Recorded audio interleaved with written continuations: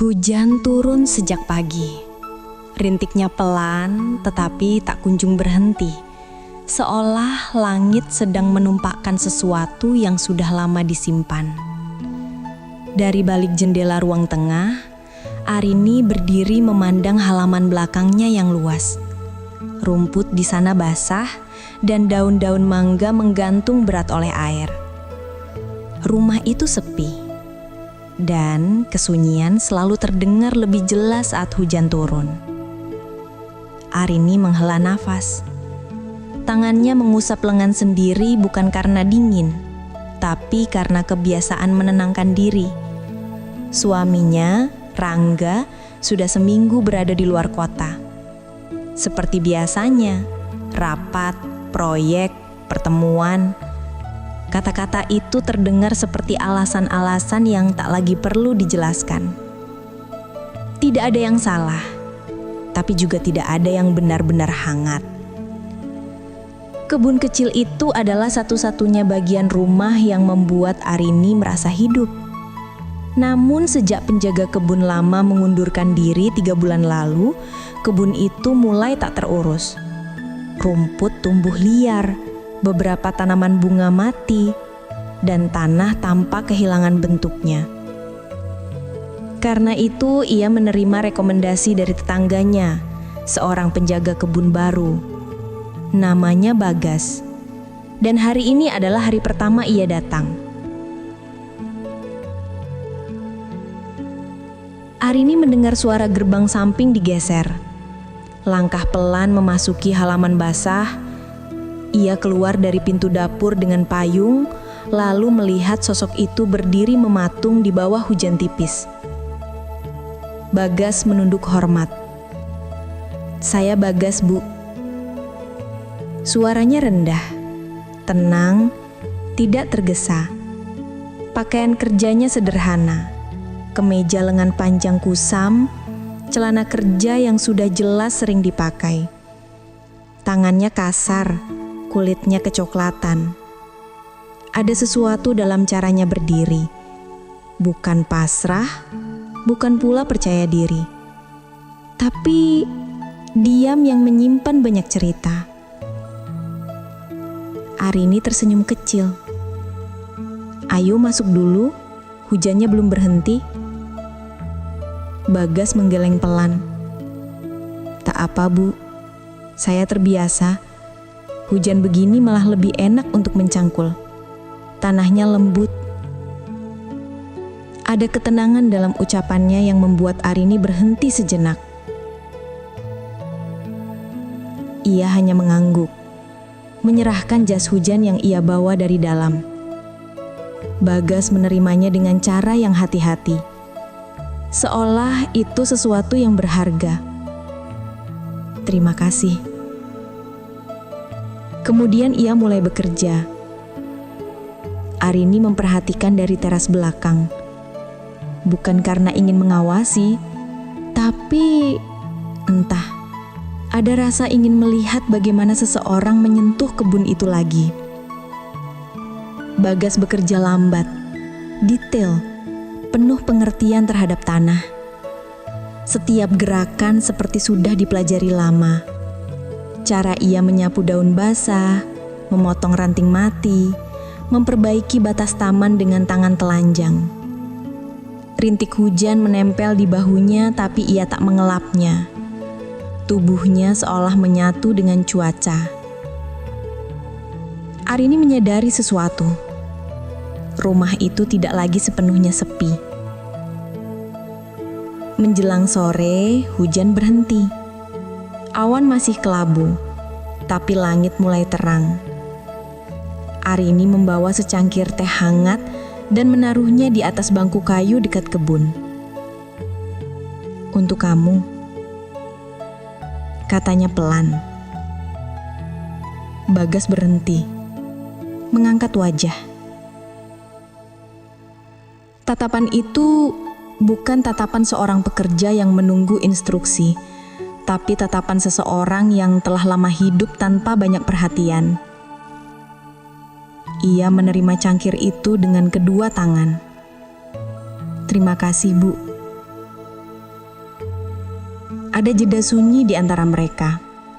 Bukan canggung, hanya sunyi yang menyambut. Arini bertanya pelan, "Bagas tinggal di mana?" "Di rumah kontrakan dekat sawah, Bu. Sendirian." Arini mengangguk. "Sudah lama di sini?" "Belum, baru sebulan." Ia berhenti sejenak, menatap kebun. "Saya pindah karena ingin mulai dari awal."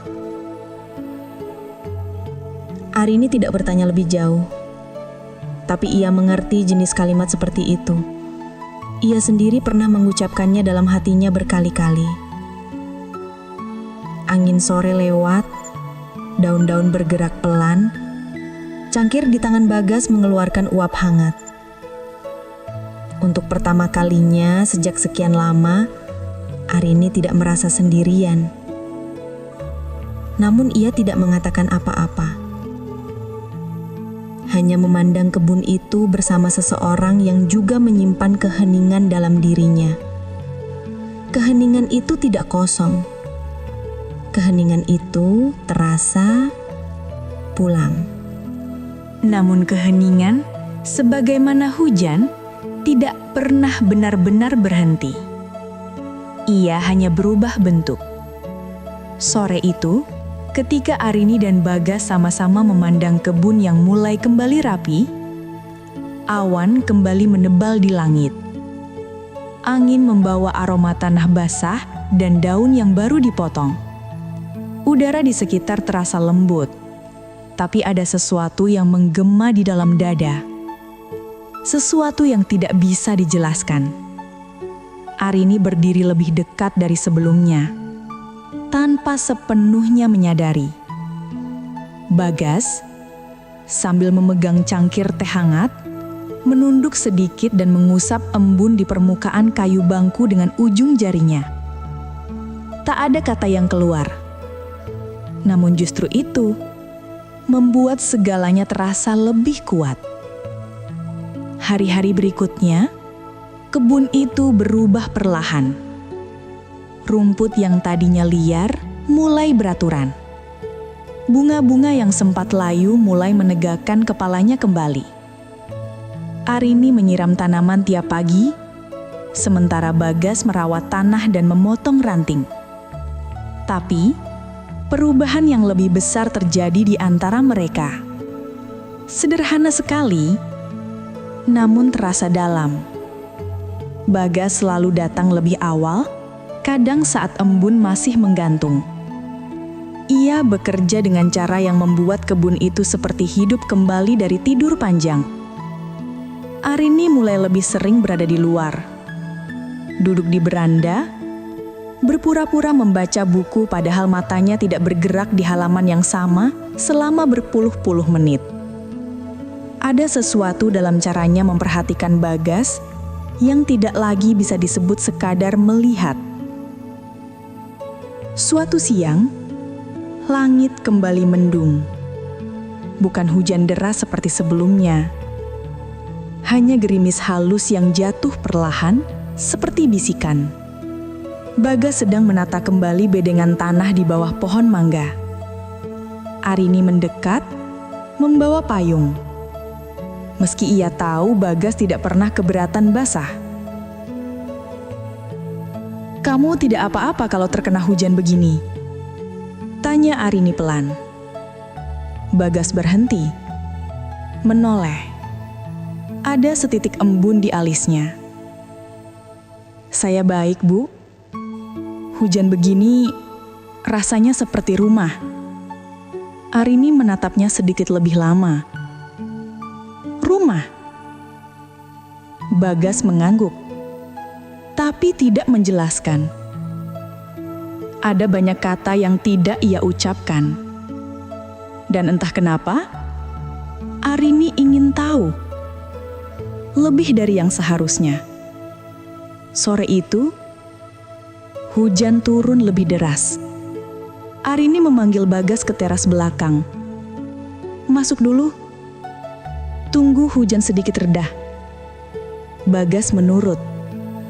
Ia duduk di kursi kayu, masih menunduk. Kedua tangannya saling menggenggam. Kedinginan atau gugup? Arini tidak tahu. Arini mengambil handuk kecil dan tanpa berpikir panjang, mengulurkannya. Bagas ragu sejenak, tapi kemudian mengambilnya. Ketika ujung jari mereka bersentuhan, tidak ada yang bergerak, tapi sesuatu terasa. Bukan besar, bukan meledak, justru tenang, seperti sesuatu yang sudah lama seharusnya terjadi. Arini merasa nafasnya berubah, lebih pelan, lebih dalam. Bagas menunduk lebih jauh, seolah menyembunyikan sesuatu di wajahnya. "Terima kasih, Bu." Suaranya hampir tak terdengar.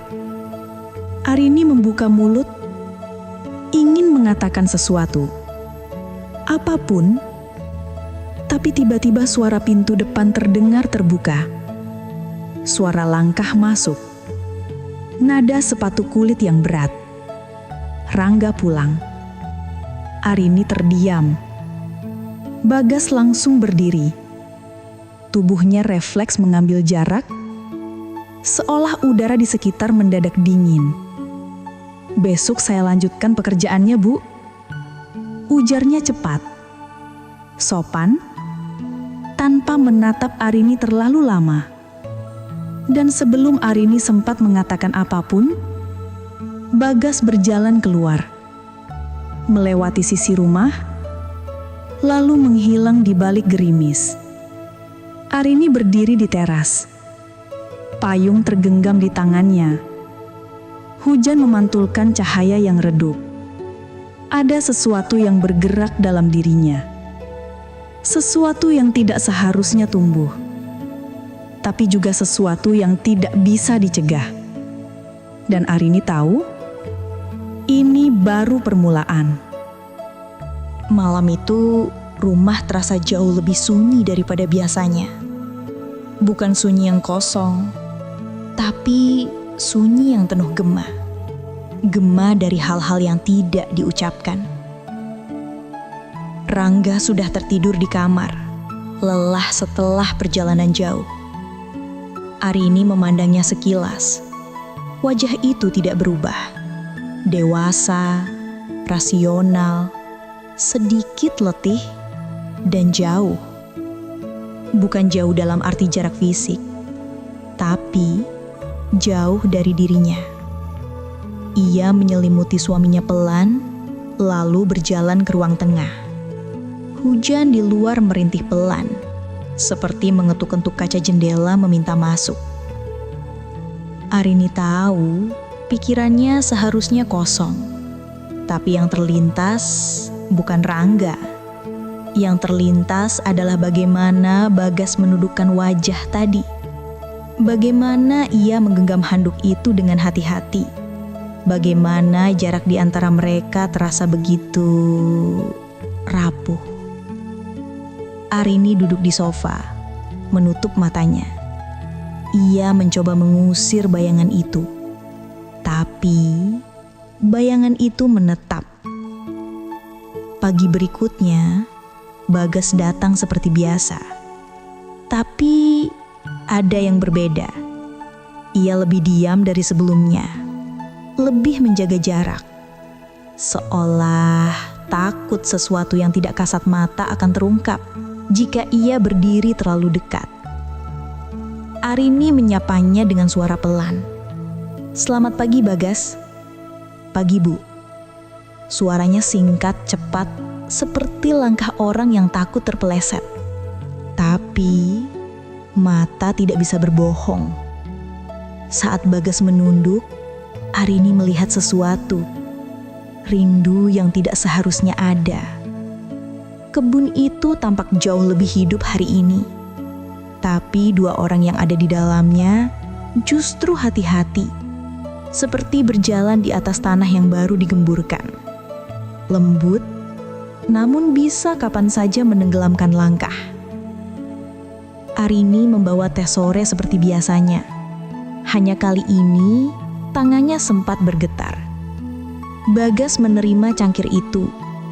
Namun kali ini, ia tidak langsung minum. Ia hanya menatap uap yang naik dari permukaan teh. "Maaf Bu," katanya tiba-tiba. Arini menoleh. "Untuk apa?" Bagas menarik napas pelan. Ia menarik napas pelan. "Kalau sikap saya kemarin membuat ibu merasa tidak nyaman." Sunyi. Hanya suara daun yang jatuh di tanah basah.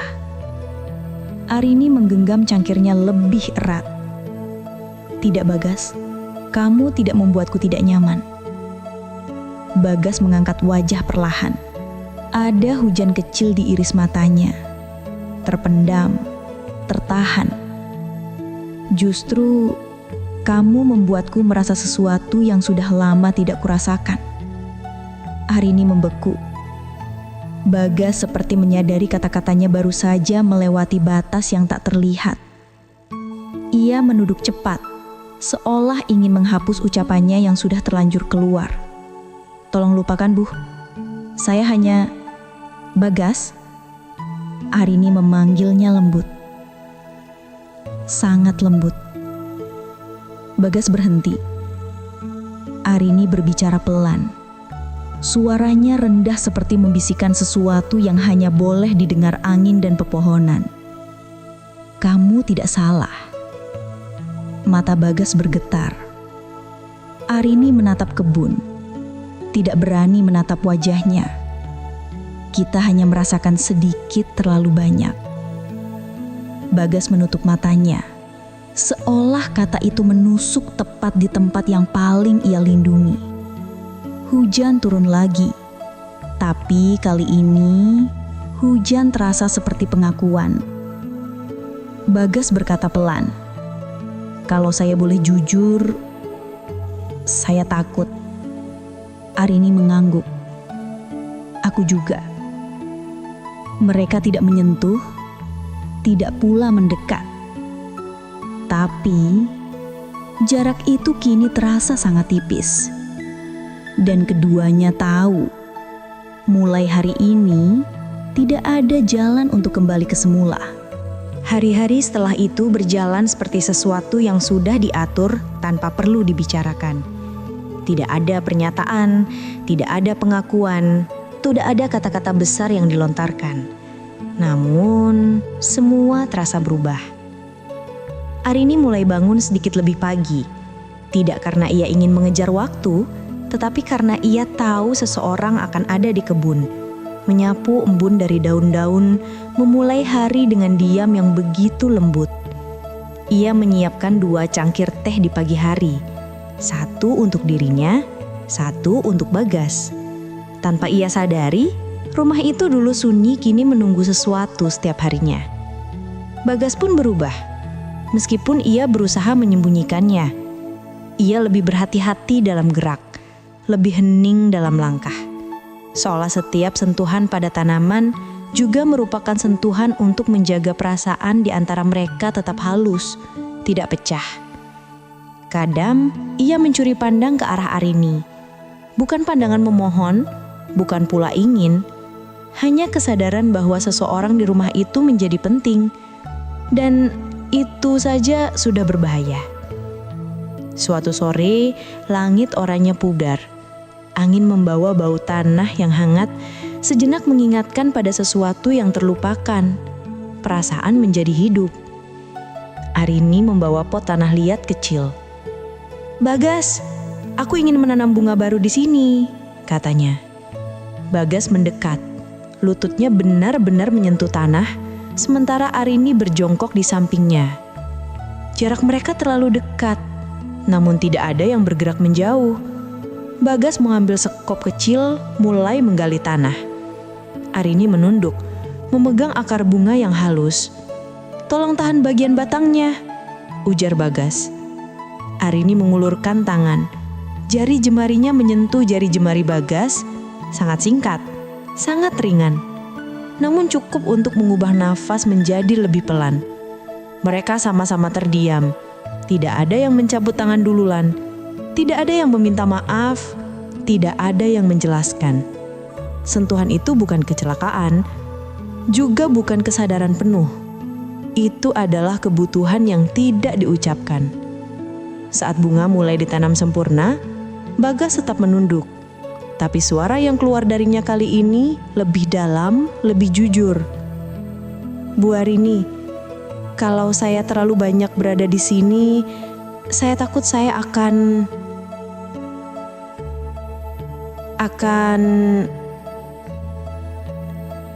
lupa batas. Arini tidak segera menjawab.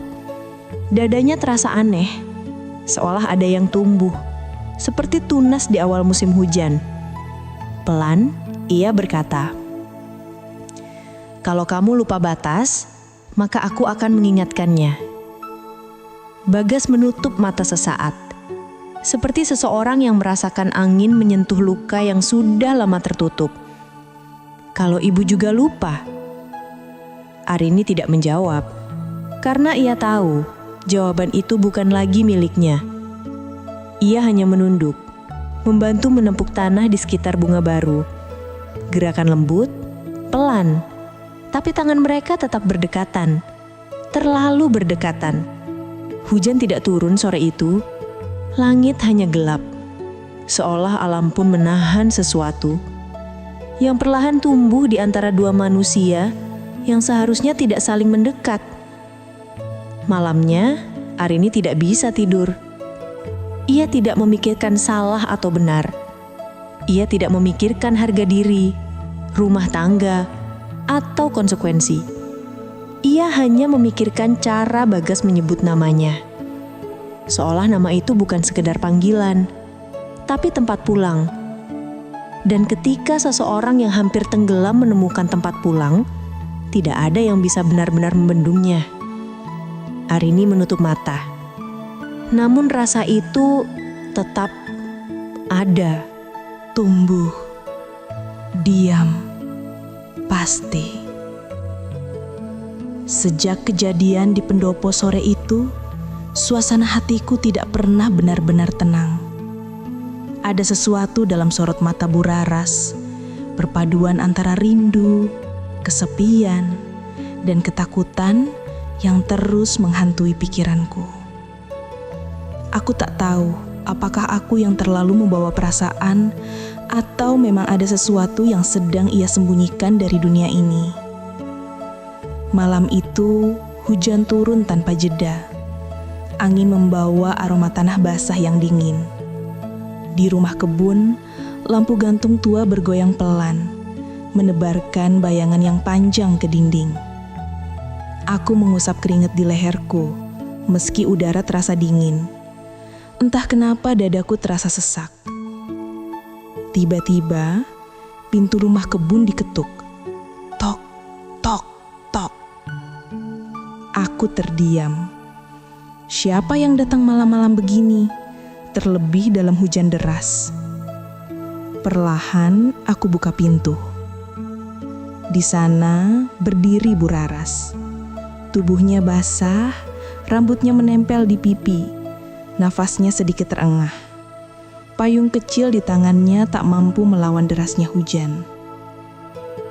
"Raras, kenapa datang malam-malam begini?" Ia tidak langsung menjawab. Hanya menatapku seperti sedang mencari keberanian untuk berbicara. Aku tidak tahan sendirian di rumah besar. Aku merasa seperti seseorang mengawasiku. Aku tertegun. Hujan makin deras, seolah menutup seluruh dunia. Aku mempersilahkannya masuk. Ia duduk di bangku kayu, memeluk dirinya sendiri. Aku mengambil handuk dan meletakkannya di bahunya. Tanganku tak sengaja menyentuh kulitnya yang dingin, dan saat itu juga matanya menatap mataku. Tatapan itu bukan lagi sekadar kesepian. Ada kerinduan yang selama ini dipendam. Ada luka yang ingin disembuhkan. Ada hati yang ingin digenggam. Terima kasih Bima, katanya pelan, suaranya bergetar. Aku menelan ludah. Aku tahu betul kalau aku tidak boleh larut. Aku hanya penjaga kebun. Ia adalah istrinya majikan. Batas itu jelas. Tapi hatiku tidak pernah serumit ini. Raras, aku duduk di depannya. Aku di sini, kamu tidak sendiri. Aku berkata seperti itu, tapi suara hatiku jauh lebih bising. Di luar, petir menyambar. Cahaya putih menerangi wajah Raras sekejap. Ia menutup mata, seperti menahan sesuatu yang hampir pecah. Aku hanya ingin ada seseorang yang menganggap keberadaanku berarti, bisiknya. Jantungku terasa seperti diperas. Aku tidak memeluknya. Aku tidak menyentuhnya lebih dari yang perlu. Tapi aku duduk dekat. Cukup dekat agar ia tahu, ia dilihat, ia didengar. Hujan terus turun, waktu seolah berhenti.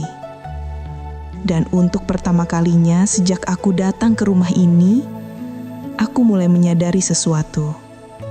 Hubungan ini tak lagi sekadar simpati.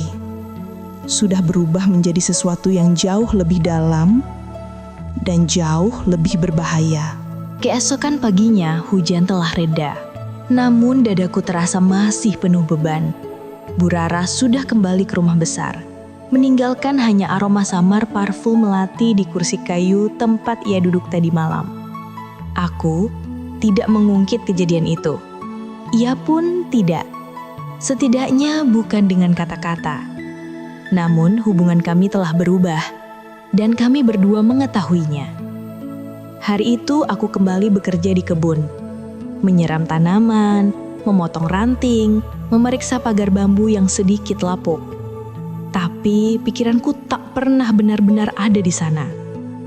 Saat aku sedang memeriksa kolam ikan, Pak Karmin, tetangga yang sering mengurus sawah di ujung kampung, mendekat. Ia menepuk pundakku. "Bima, kau kelihatan beda hari ini," katanya pelan sambil tersenyum samar. Aku menghentikan gerakanku. "Beda bagaimana, Pak?" Ia tidak menjawab, hanya mengarahkan pandangannya ke rumah besar. Lalu matanya kembali padaku. "Tahu kan, rumah sebesar itu banyak cerita, banyak orang memperhatikan." Aku terdiam, merasa seluruh tubuhku menegang. "Maksudnya, Pak?" Pak Karmin menghela napas panjang, wajahnya serius. "Kamu itu laki-laki baik, aku tahu. Tapi orang-orang di kampung ini cepat sekali berbisik. Darahku seperti berhenti mengalir. Jadi, rumor itu sudah mulai terdengar. Padahal, kami bahkan belum melakukan apa-apa." Tepat saat itu, suara langkah dari arah beranda terdengar. Bu Raras. Ia berjalan dengan lembut, namun matanya tampak cemas. Seakan ia mendengar beberapa kalimat terakhir pembicaraan kami. "Selamat pagi, Pak Karmin," sapanya sopan. Pak Karmin menunduk hormat. "Pagi, Nyonya." Sejenak, mata Bu Raras beralih kepadaku. Pandangan itu singkat, tapi penuh kekhawatiran. "Bima," katanya, suaranya sedikit pelan. "Aku dengar suamiku akan pulang lebih cepat minggu ini." Aku terdiam. Aku takut. Butir air mata jatuh di pipinya. Aku takut dia akan tahu bahwa aku tidak lagi seterpenjara dulu.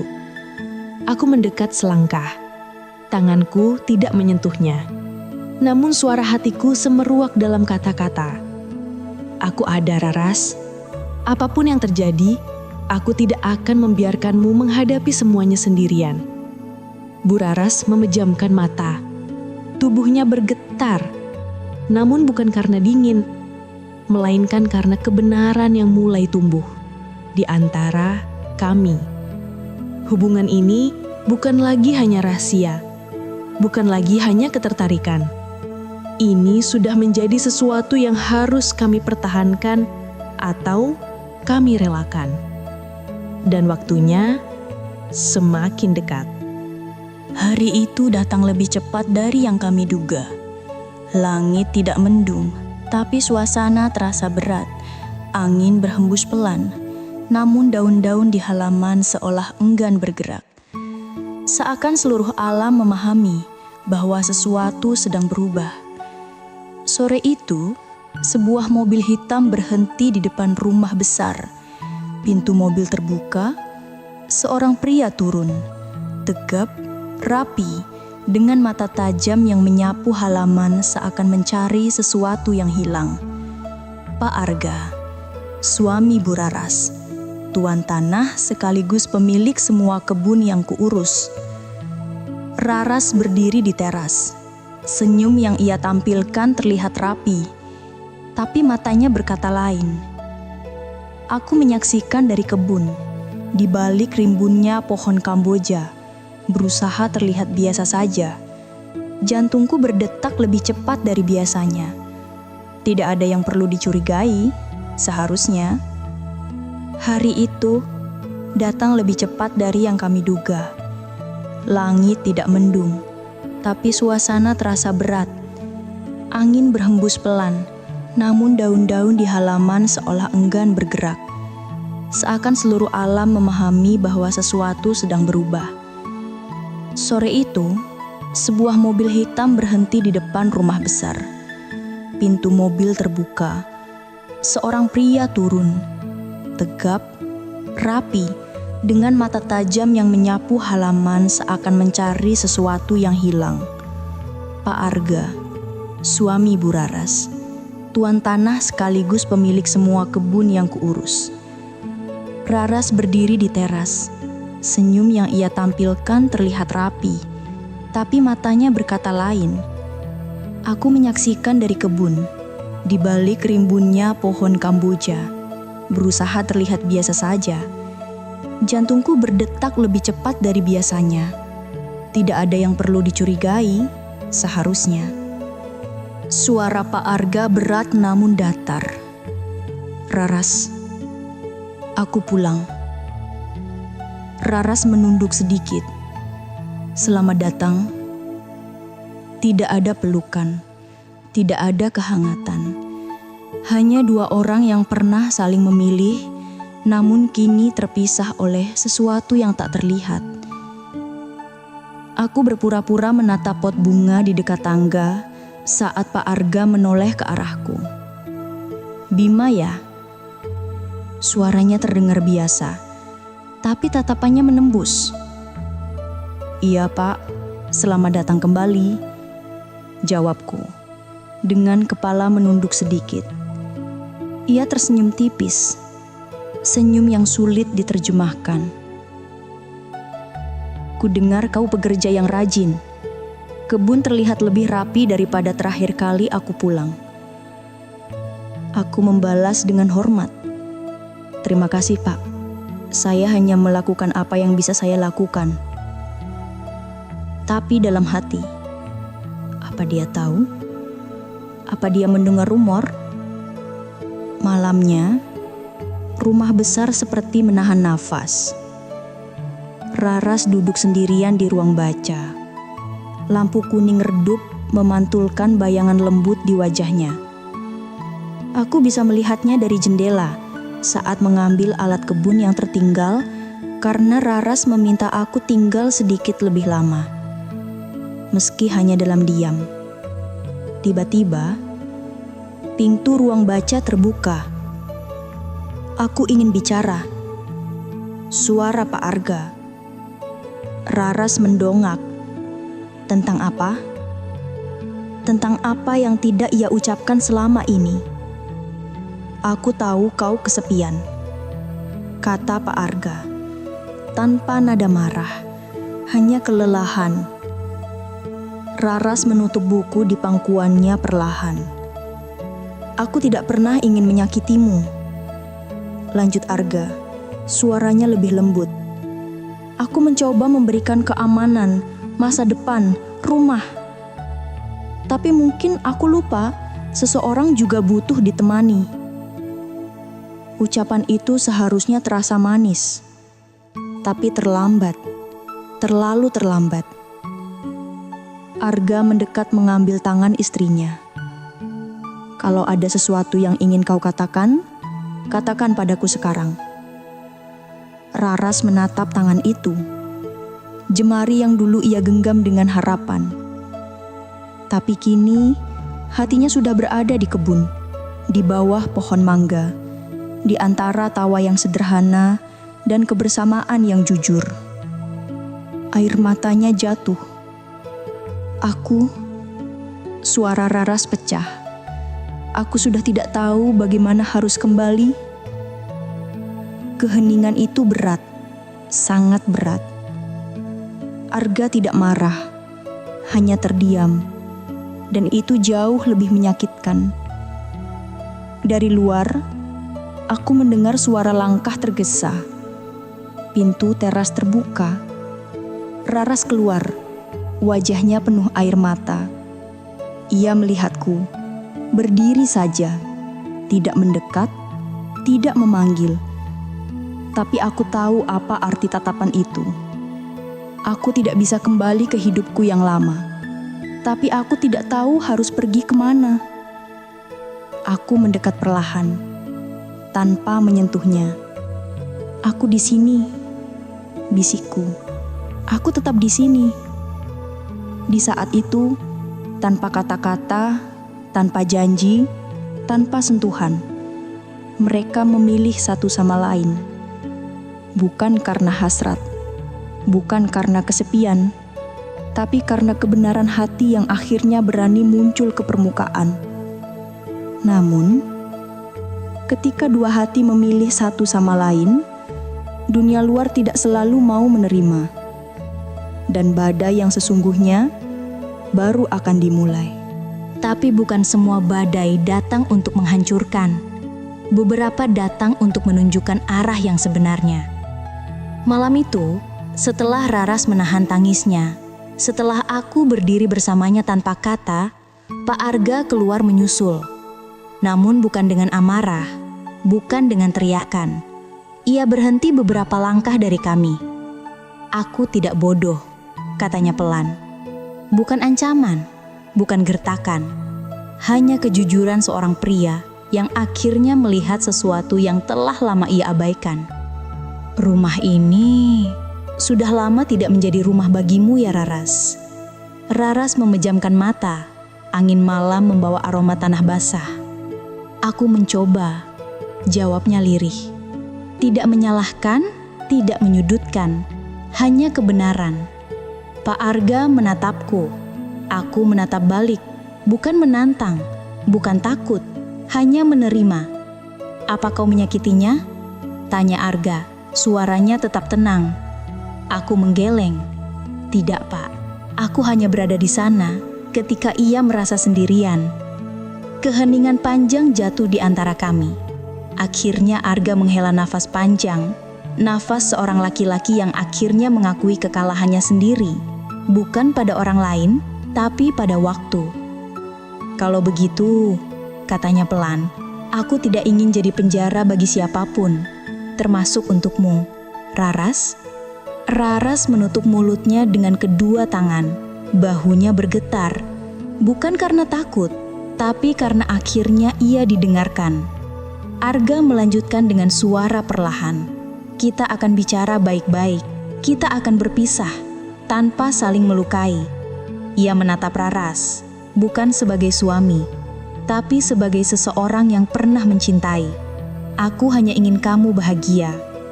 Dan itu adalah pembebasan yang tidak pernah kami duga. Bukan mudah setelah itu. Ada proses panjang, keluarga, tetangga, bisik-bisik, pandangan yang mengukur dan menilai.